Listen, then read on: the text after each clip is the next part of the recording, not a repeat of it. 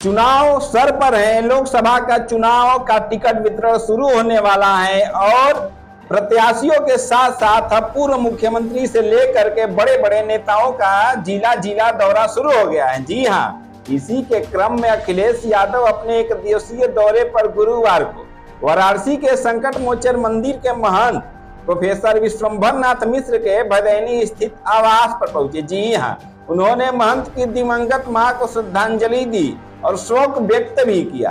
पत्रकारों से बातचीत में अखिलेश यादव ने बीजेपी पर तंज कसा।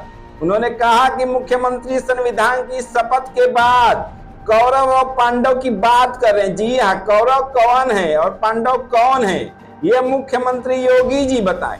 महाभारत में कौरवों की संख्या ज्यादा थी, जबकि बीजेपी खुद को दुनिया की सबसे बड़ी पार्टी है। देखिए मामला किधर गया। पूर्व मुख्यमंत्री अखिलेश यादव जयंत चौधरी के बीजेपी में जाने के सवाल पर कुछ भी बोलने से बचते रहे। जी हाँ, उन्होंने कहा कि जयंत चौधरी पर कोई बात मुझे करनी ही नहीं है और कुछ कहना भी नहीं होगा, तो हम उनसे बात करने का रास्ता निकाल लेंगे। इंडिया गठबंधन में सीटों के बंटवारे को लेकर के अखिलेश यादव ने कहा कि यह गठबंधन जीत का गठबंधन है, सवाल सीट का नहीं है। मेरा कोई साथी जीत रहा है तो उसे मौका मिलना चाहिए। यदि किसी और के समीकरण से कोई और साथी जीत रहा है तो उसे भी मौका मिलना चाहिए।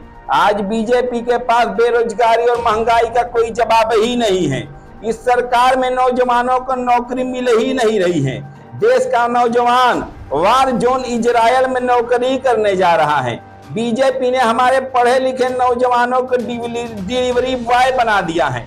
लोकसभा चुनाव को लेकर अखिलेश यादव ने कहा कि वाराणसी में पीएम मोदी के खिलाफ जल्द ही बात करके प्रत्याशी उतार देंगे। बीजेपी ने कहा कि 30 सीट गठबंधन को देंगे और बीजेपी का 38 दल गठबंधन है, तो किसको कितनी सीटें मिलेंगी।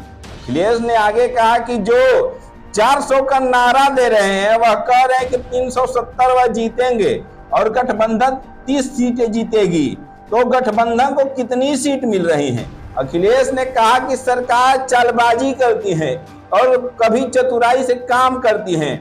हम किसी के अधिकारों को छीन लेंगे क्या? अगर किसी न्यायालय पे कोई फैसला आएगा तो हमारा अधिकार छीन लेगा क्या? संविधान हमें बात रखने का अधिकार देता है और न्यायालय आने वाले समय में न्याय होगा। जो लोग सत्ता में बैठे हैं वह बाबा साहब के संविधान के अनुसार कार्य नहीं कर रहे हैं।